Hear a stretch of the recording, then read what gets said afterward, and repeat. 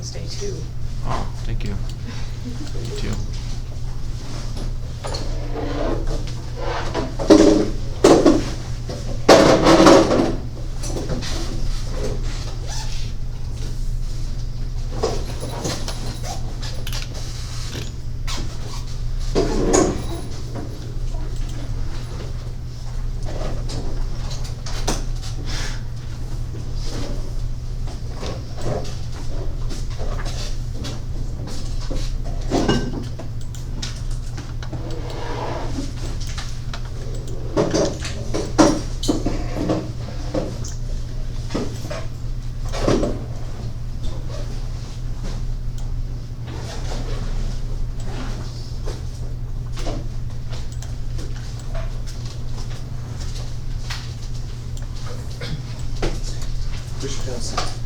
So I wasn't here on Tuesday, so wasn't able to pick up number 93 or 94, but I can have them at you by tonight. Okay. I'll just watch the videos tonight and then fill them out. Okay.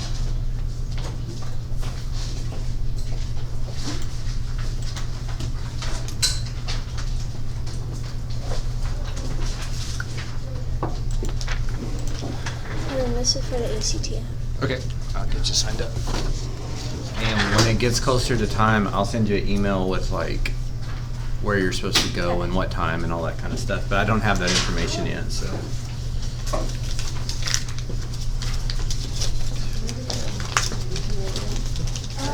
Thank you.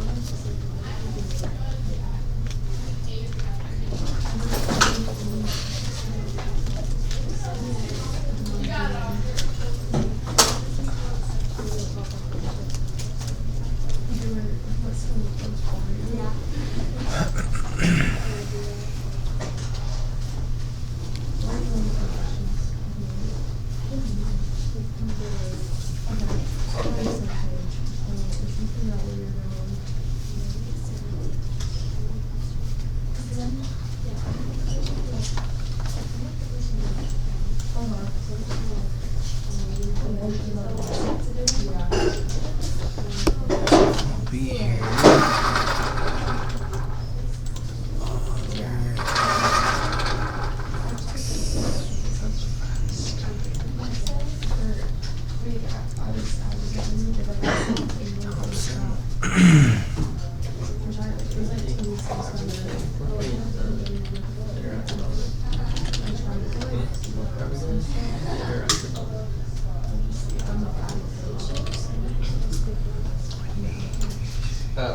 Water Tuesday.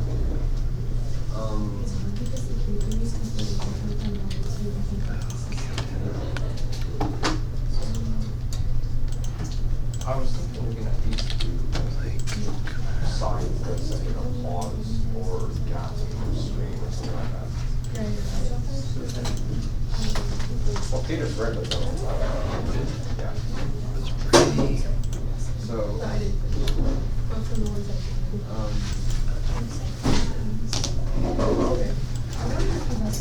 we can figure that out. I think for like, say the strike, definitely.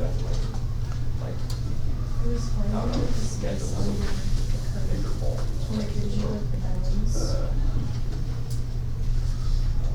Nuts.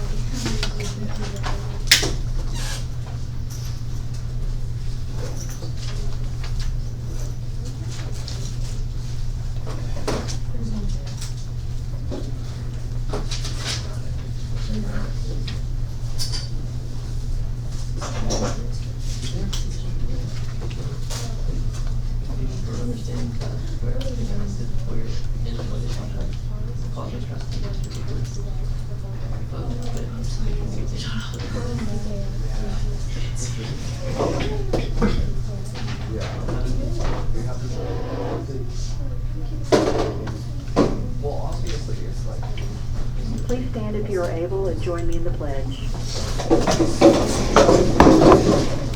I pledge allegiance to the flag of the United States of America and to the republic for which it stands, one nation, under God, indivisible, with liberty and justice for all. Thank you and have a great day. All right, to start off this morning, I am asking for 2 assignments, and I did not ask you for these assignments last class, nor did I ask you to turn them in for homework.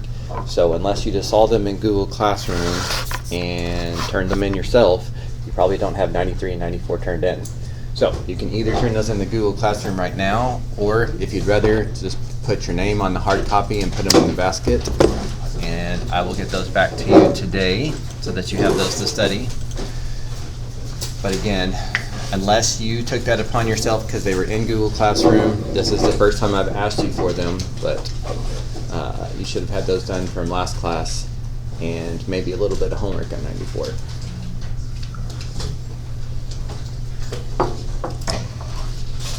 All right, so I need to give you, I guess, maybe one reminder and maybe a couple other new things to consider.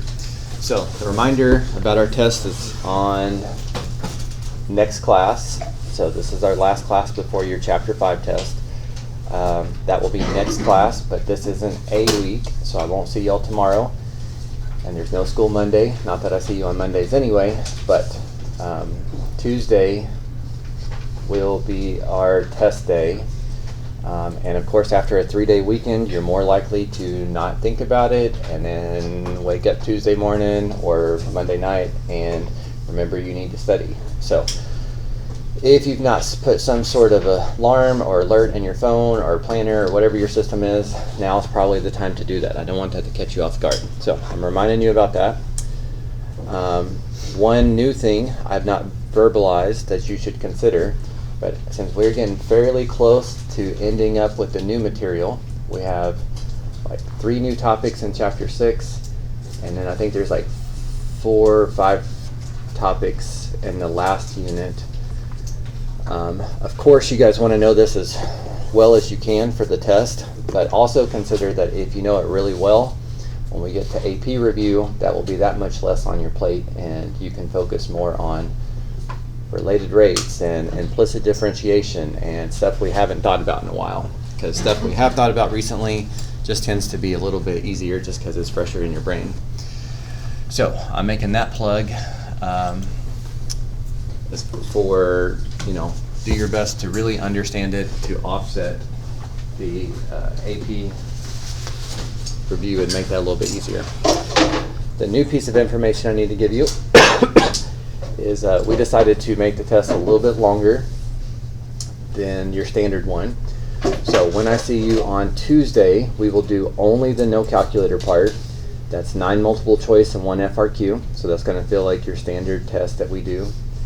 But then the class after that, there'll be another like 5 more multiple choice and 1 more FRQ. So I don't think that changes any of your studying, but I just wanted to give you a heads up because you do know no calculator Tuesday and calculator Thursday. So maybe, you could focus more on one skill versus the other. Any questions about the upcoming test or anything like that before we talk about today's stuff? Okay. I do want to give you some time near the end of class to look over your test review and put in, I don't know, hopefully 30 minutes or so of studying. You hopefully will do more than that, because again, this is an important piece of this semester, and it gets quite a bit easier as you understand this stuff.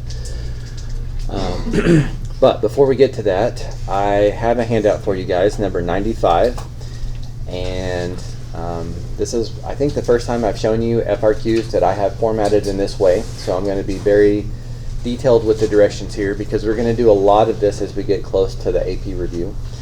And most of our AP review focuses around FRQs, because multiple choice students tend to feel okay about. FRQs can be anywhere from hard to seemingly impossible. So we will focus as much of our practice on FRQs as we can. So the packet that I printed out for you is all 6 of the FRQs that was asked 2 years ago, 2022. So even though calculus doesn't really change, what College Board expects doesn't really change, I think this being a semi-frequent year maybe make it seem more relevant to you guys. And seeing all 6 that were asked in 1 year kind of gives you an idea of how demanding overall it's going to be. So this year, like your 2022, just like the year this year when you guys take it, the first 2 will be calculator, and the last 4 will be no calculator. So on this handout, you can see in the top center, it either says calculator or no calculator. So we are not going to go through all 6 of these. That would take more than 1 class period. But I have picked out 2 of these that I would like us to do today. 2 that I think help you with AP prep, but at the same time are skills that could show up on your Chapter 5 test. So we're kind of getting 2 birds with 1 stone there. So if you read the directions at the top, or some of the directions, I am going to set a 15-minute timer, and I'm going to ask that you try FRQ. Well, I'm not going to tell you which one yet, because I don't want you to start yet. But I'm going to give you 15 minutes, and the reason why I give you 15 minutes is because on average, that's what you can spend on your AP exam. The calculator portion, when you have 2 FRQs, they'll give you 30 minutes, and the no calculator portion, where they give you 4 FRQs, they will give you 60 minutes. So part of preparing for this is just kind of learning, 15 minutes, how fast do you have to work, how much time will you have to check your answers, how much time do you have to deep dive on the questions that are a little harder to interpret what they want you to do, and all of that kind of stuff. So I will talk about the rest of the directions after that, but our first FRQ we're going to do does allow a calculator, so you need a calculator.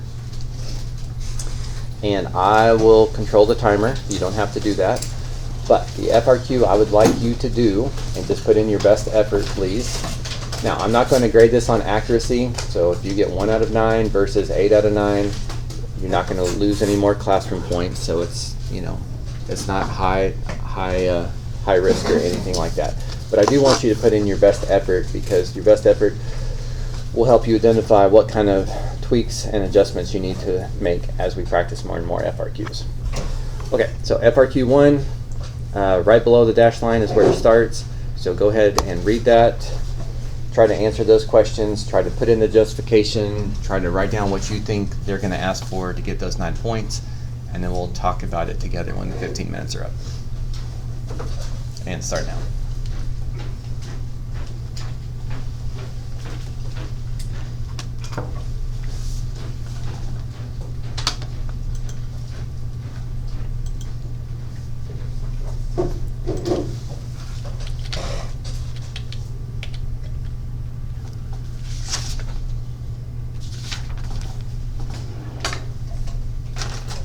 And again, please treat this like it's your actual test. Don't try to get any hints. Don't look at anything in your notes. Try to do the best you can with what you've got. And then let's see where the chips fall.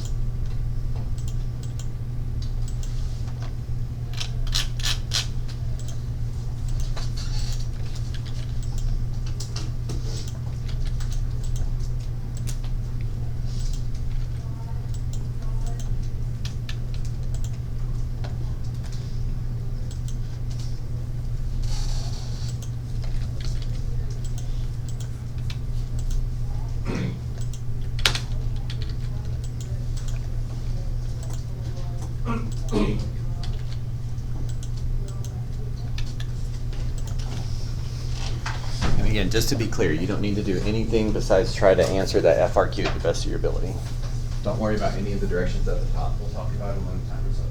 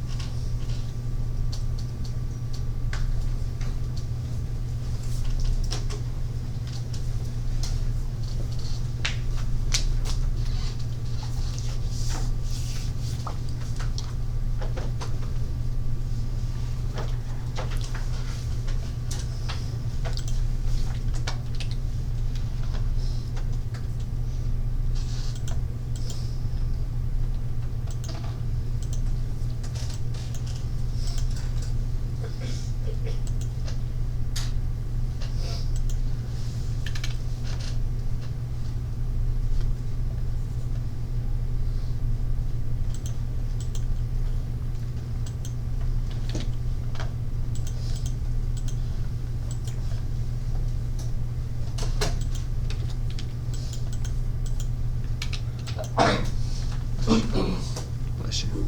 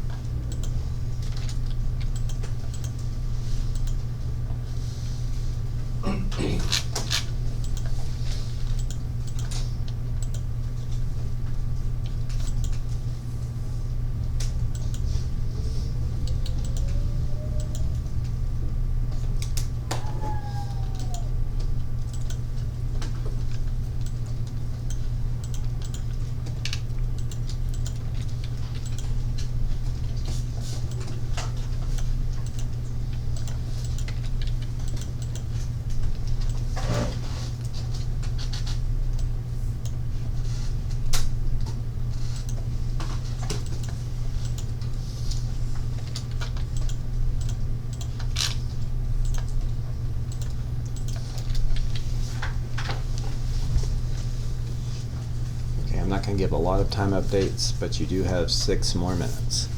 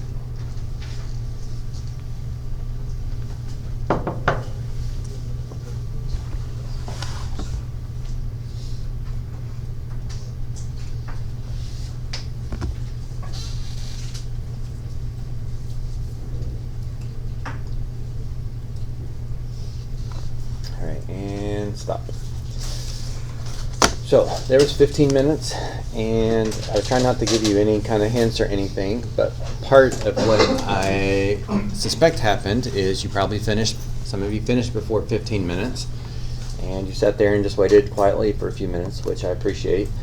But when we look at the answers and look at the scoring guide, a lot of times what happens is you guys realize, oh, I thought of that, I just didn't write it down. Or I put that in my calculator, but I didn't write it on my paper. Or I knew that, and I just didn't think about it.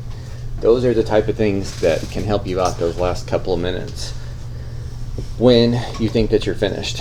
And of course, if you had a lot of extra time, it means that you can kind of slow down and pace yourself a little bit and make less careless mistakes. So the next piece, so again, we're only going to do 2 of these FRQs. I know there's 6 of them on here, but honestly 2 of them we haven't even done the topics for yet. So I'm going to walk you through the directions on this one, and then on the second one we'll do 1 more timer for it, and but I will have you do the checking and all that kind of stuff. So at the top here I have the directions kind of spelled out for you, and again I do this a lot with AP practice questions. So now that we're finished, if you went to this link, this bit.ly link, it'll take you to the actual scoring guide, bless you, on College Board website. You're welcome to pull that up if you want to. I'm going to put this one up on the screen so you don't have to. But what I am picky about, and where you will not get full credit on homework if you don't listen to this or do this, but I would like you to make corrections and add the stuff that you didn't think about in a separate color. If you do it in the same color, that's not as useful. You can't look back at that in 2 months and remember what you knew versus what you didn't think about. And when I give you some participation points here and there, I need to see what are the common mistakes so that I know what kind of practice y'all would benefit from most. And if it's all in pencil or all in black pen or whatever, I can't tell what it was that you got versus what you didn't get. So that doesn't inform me as much either. So if you don't have a colored pencil or a different colored pen, I do have some over here you're welcome to borrow during class. Just help yourself and put it back at the end. But I've got lots of blue, red pens, purple pens, and colored pencils. So if you need one, come grab one, please. But if you go to that link, again, you don't have to because I'm going to put it up here on the board. But here's the scoring guidelines. So this will have the answers and how they divvied up the 9 points. So as I skim through this, I would like you to put +1 where you earned points, write in what you didn't do correct. If you didn't do something correct, if they were expecting something else for justification, add that. Put all that stuff in a different color, please. So part A said write but do not evaluate an integral expression that would give the total number of vehicles that arrive from t = 1 to t = 5. So this was 1 point only, and this is what they're looking for. For part A, did you say the integral from 1 to 5 of a of t? Now, you could either say a of t, or you could say 450 square root of sine of 6.2t, because those are the same things. So if you have that, give yourself +1. If not, write it out to the side in color so that you can learn from that when you look back at it.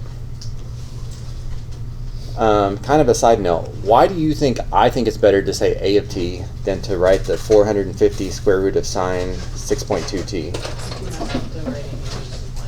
Right, if you miss up something, if you do 45 instead of 450 or whatever, they can't give you that point.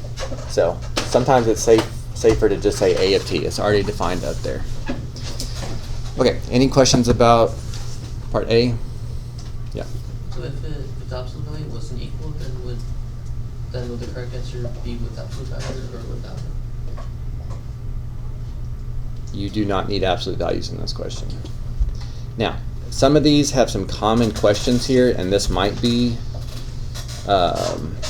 yeah, so this, I think this is what you're referring to. So you're welcome to read these when you check them yourself, but basically this was always positive, so whether you did the absolute value or not, you still get the point because the number ended up being the same. So the numeric answer was the same either way, so they accepted it either way. But in general, you did not need the absolute value there.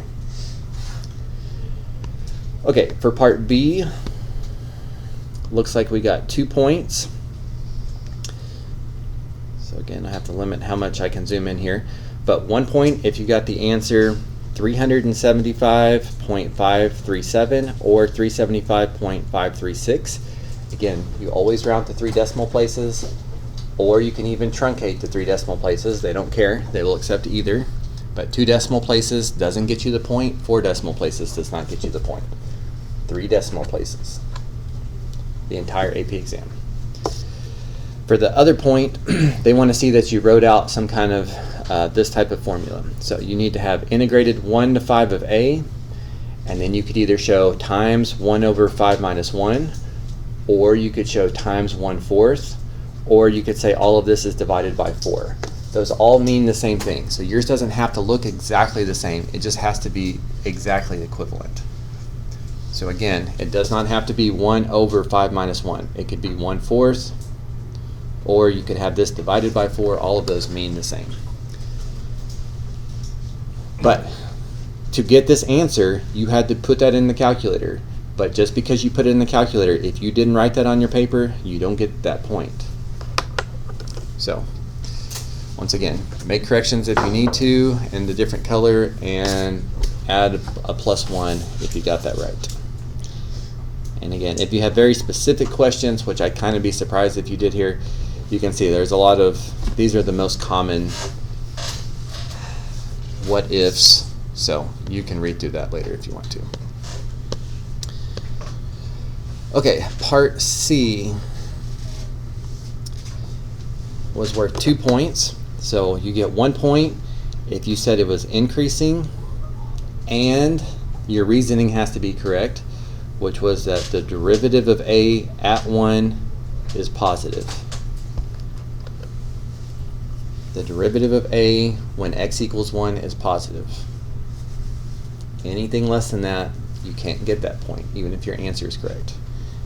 You got to talk about A, you got to refer that you're talking to the derivative, and you've got to state that it's positive for the second point. Do we have to write the value of A prime of 1? Mm-mm. You do not even have to write the value of A prime of 1. So the first point, notice it says, it doesn't say that you got A prime of 1 is 148.947. It just says, did you consider it? So if you have somewhere in your work where you talked about A prime at 1, you can have that point. Yeah. I just wrote like the slope at t equals 1. Does that count? Well, it's got to be t equals 1, so no. T could be anything. If they're asking about t equals 1, you need to refer to t equals 1. Yeah. You got an incorrect value for the derivative, but you still got the increasing, then does it get both points? I believe in this question, again, you might want to read these details, but I would read that as you would still get both points. If you wrote this down and you thought about this, I think you should get this point. And if you knew it was increasing because it was positive, you should get the second point. You just got lucky if the number ended up being wrong. So, but you had a calculator to do that, so you just type it in wrong or something? Okay. All right, so I did this one on Friday, I think, and I think, again, I'm picking these FRQs selectively on things that I think could be good test questions. Part A is a perfectly fine test question for Chapter 5. Part B is a perfectly fine test question for Chapter 5. Part C is fine.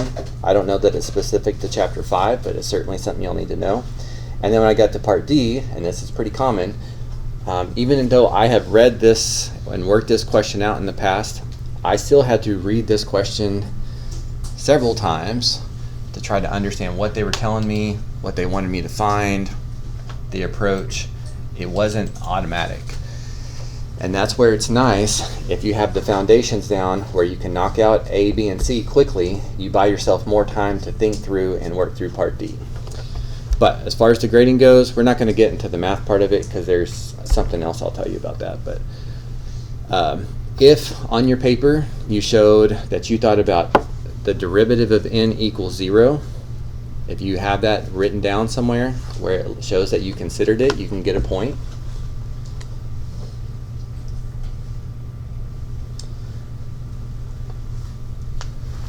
Using your calculator, you had to find the endpoint that they referred to as A. A was 1.469. And you had to find there was a critical number, which they're calling B. You didn't have to call it B, but it's at 3.598. If you found both of those, you can have a point. If you only found one of them, then you don't get that point. Wait, so are there 4 points possible? No. The endpoint's in the critical number. A was an endpoint, 4 was an endpoint, and one critical number, which is B. Then how would... Again, there'll be a way for you to get help with the math part. I'm not focusing on that part right now. I also don't know what your question is, but okay. To get the third point, somewhere in your work, you had to state what you thought the answer was. So if your final answer was the greatest number of vehicles is 71, because it said round to the nearest whole number there, that's the only reason it's not the 3 decimal places. You get 1 point if you figured that out. And 1 point for justification. And in my opinion, this is one of the easier justification points to get, because the justification should be this candidates test. You should be testing the endpoints, A and 4, and the critical numbers, which was B. You plug in A, you get 0. You plug in this endpoint, you got that many cars. You plug in the critical number, you ended up with that many cars. This is perfectly fine for justification. I'm not saying that you can't get the justification by writing a sentence or two, but 99% of the time you guys try to do it that way. You have some kind of hole in your logic, or there's some counter examples that's true to what you say but would make this incorrect, and it's just a lot harder to be consistent. So you would have to have this whole candidates test to get the justification point. Okay, so total up how many points you got and put it on the top of your page, please, out of 9. Again, this is just totally for your sake. I'm not putting it in the grade book that way.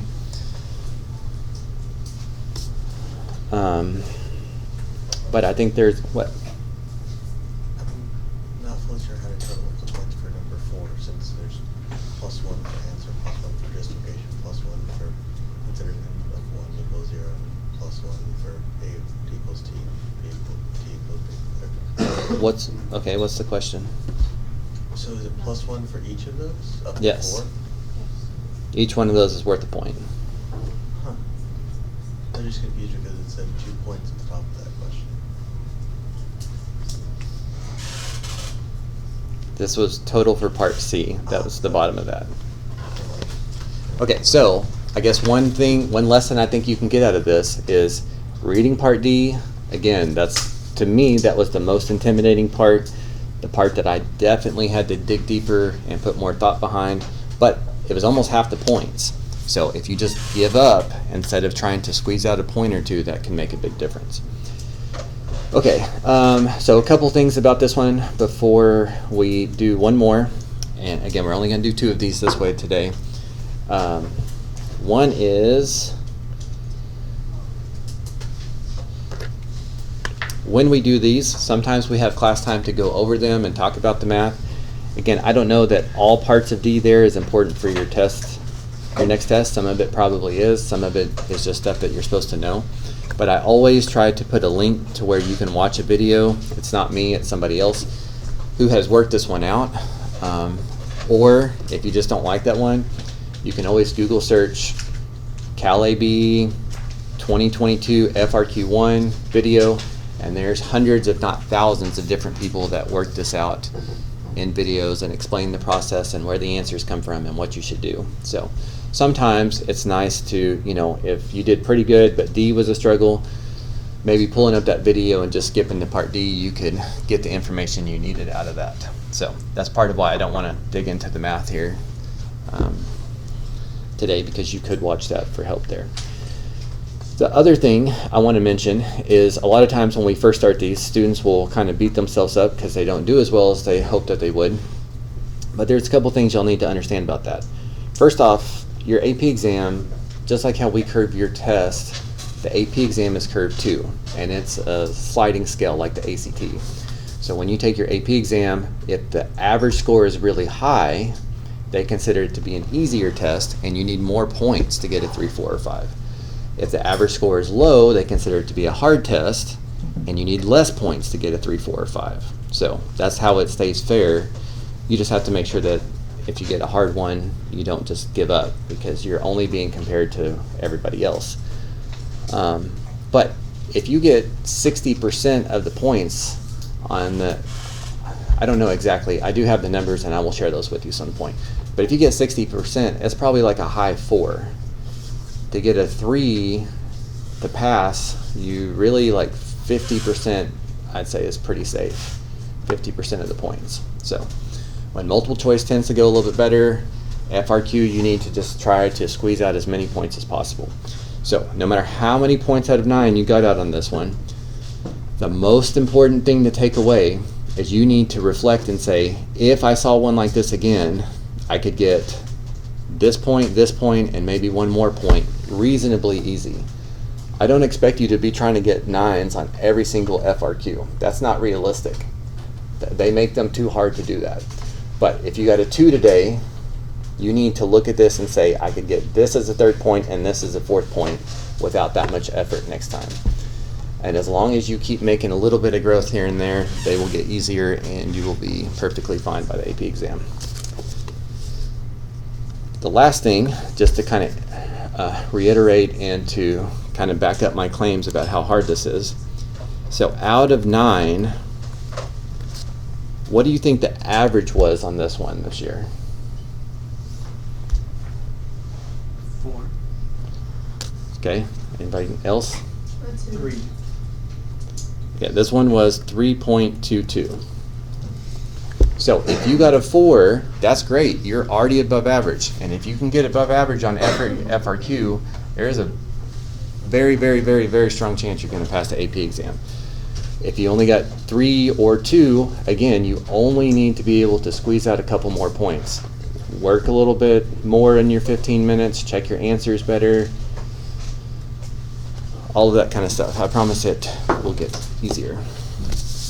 Okay, the other one I'd like you to do, so I'm going to give you one more 15-minute timer, and then I will remind you how to check your answers and stuff and give you time to do that, and I will share the average of that one with you as well.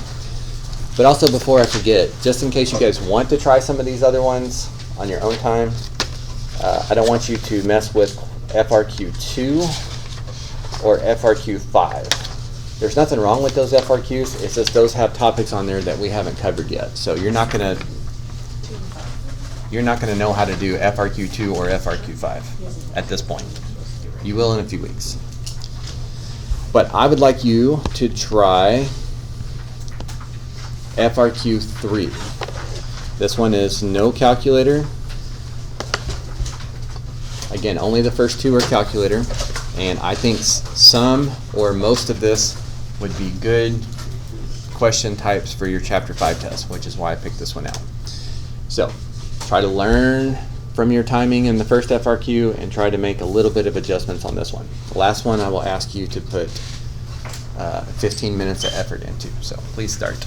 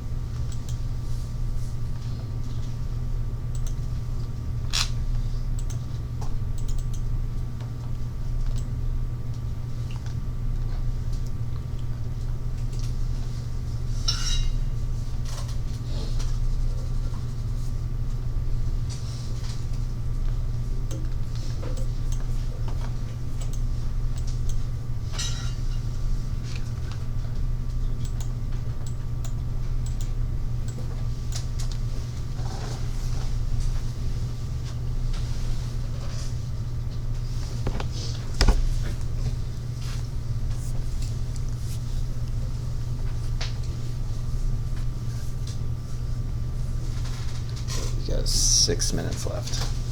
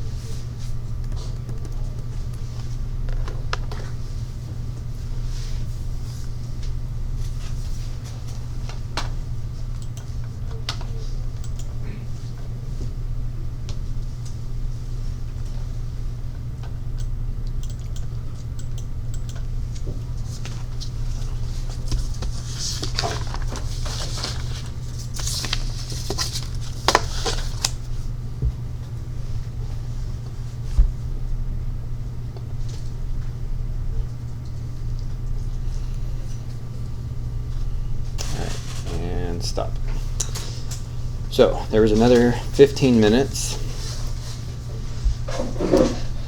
So in just a second here, instead of me pulling it up and you guys trying to look at it up on the screen, which is a little bit harder to do, I'm going to ask that you, on your Chromebook or on your phone, go to the scoring guide. You have to scroll down a little bit to get down to the third FRQ, but see which points you earned, which points you were close to, and which points you just didn't know what to do. Make sure you put the corrections and stuff in a different color. Again, I will not give full points if you don't do that. I will be very strict about that. That's important to me.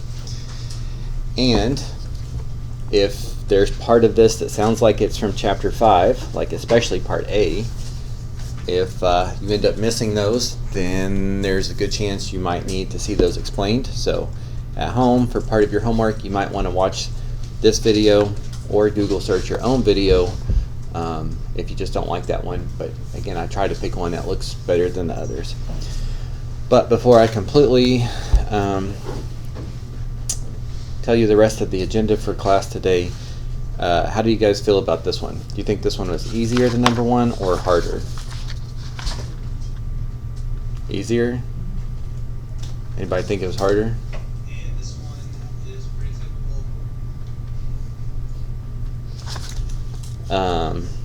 Okay, so actually this year, of all 6 of these FRQs, this one had the lowest average. It was 2.36. So even if you end up getting 3 points, that's still good. Now, of course, you still want to aim higher as we move closer, because the better you do on an FRQ, the less pressure you have on the other ones. But even a score of 3, I would be very happy with at this point. So, but I'm going to say this just about every single time. No matter what your score was, try to find 1 or 2 more points that you think you could get reasonably easy. Not something you have to go home and study for 5 or 10 hours, but something that you were close to and you probably just should have wrote down, or you should have spent your whole time on, or anything like that. So with the rest of class, go ahead and go to the scoring guide, score it out of 9, put your score at the top, make your justifications. I'll come around to try to answer some of the scoring questions, but again, I don't have any special insight. We use those, so sometimes your guess is as good as mine. If it's killing you not to know how to do one of those parts, if you have headphones, you're welcome to pull up that video and take care of that. But do that for me first, please. And then I would like you to make sure you have the test review turned in the Google Classroom. That's number 88. I want to remind you that with our test on next class, if you had any late work that you never turned in, you can still get half credit if it's fully completed and turned in before we start the test.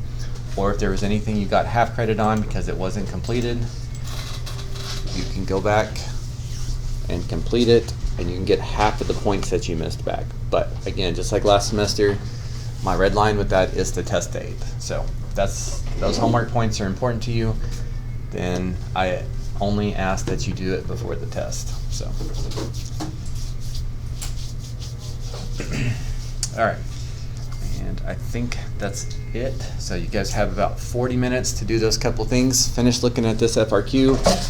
If you just really want to practice one of these other FRQs, I'll probably assign it sometime, but number 6 is also a very good one.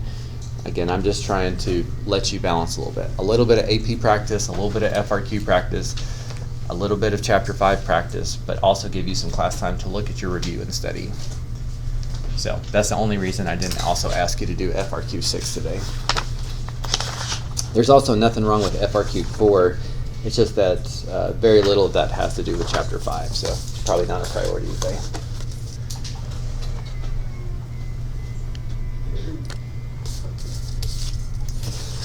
Okay, if you have a scoring question that you think I might know the answer to, just call me over as I come around.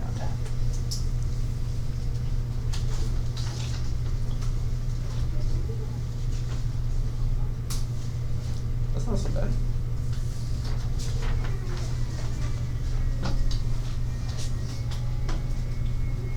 Other thing you have to consider about when I share those average scores, those are students that you know, have finished the year and they did all the AP review and all of that kind of stuff, so. When you guys see 5 more that look like this, as long as you're really making an effort to improve each time, you'll be fine, so.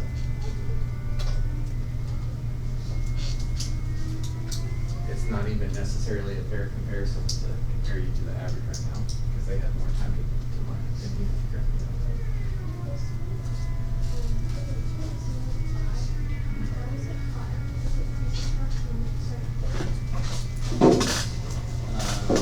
This is negative, so all of this is negative because it's below the x-axis. This is also considered below the x-axis, the way G is defined, because of this minus x, that minus 1. Well, but from 4 to 5 it would be, if you move this step down 1 from 4 to 5, it would be below the x-axis. That's kind of tricky. That minus 1 really, because again, I've worked these before, and I worked them again the other day, and I did the same thing. I did the 4, and I didn't think about the plus 1 for 5, so.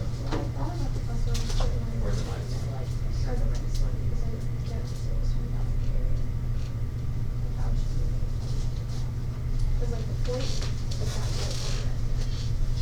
Well, if you're trying to find G prime, then that would be the derivative of this. Okay, so that would be, this is this guy's graph. So it's negative anytime anything less than 1. It's like, let's take this value. This is a half right here, right? Well, somewhere in here. No, I'm saying like 4.5. Yeah. 4.5 is about half. Well, when you subtract 1 from that, now it becomes negative. So that relationship between f prime and g, that minus 1 is pretty tricky.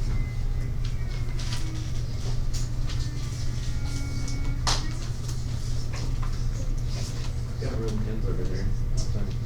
Really good.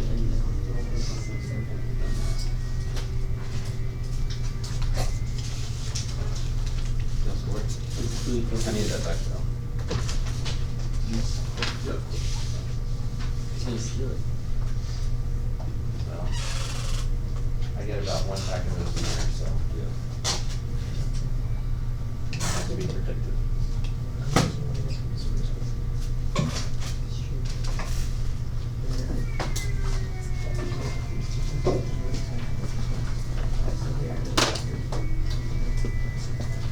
Well, what you gotta write down here, and it looks like they would take this or this, I think, to get the first point. Are your communities correct here? Yeah. So they wanted to see, like they wanted these 0 to 4.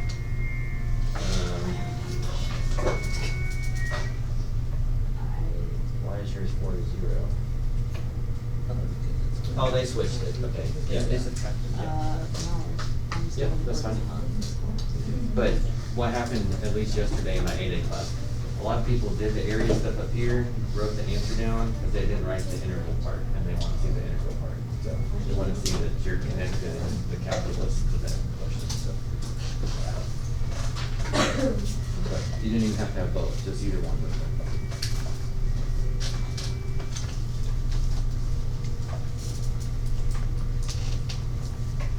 You don't have any scoring questions I might be able to answer?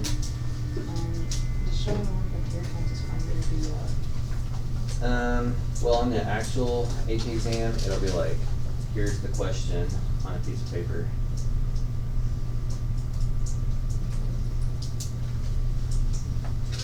Like, here will be the question, and then there'll be a big box for A, and a big box for B, and a big box for C.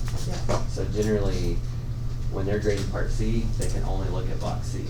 Now, if you draw like an arrow to something, I think they're allowed to follow that, but generally, what's in the box is all they can look at for grading that part of the question. I'm surprised that I couldn't complete this part. I was getting a little Yep. Did you feel like you had extra time at the end? Not really. Okay. I was gonna say, because just reading that once or twice before you even start would you know, I would probably circle this so I remember to use it at some point. But if you use your whole time, then it doesn't help. But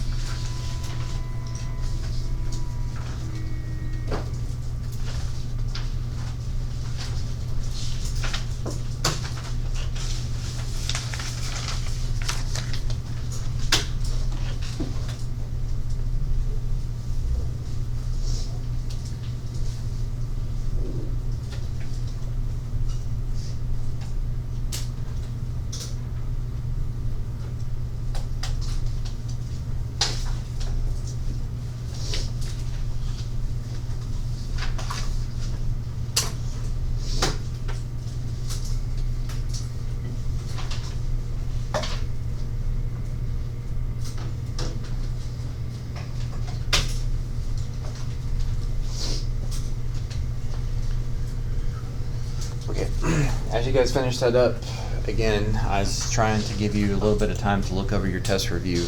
But if you have questions you think I could help you with understanding the scoring on FRQ3, go ahead and ask. If you have specifics from your test review that you want clarified, you can ask that as well. You still have a chunk of class time here, so I'm gonna stop bugging you for those questions. But you got 30 minutes of class, so that should help at least put a dent into what you need to study.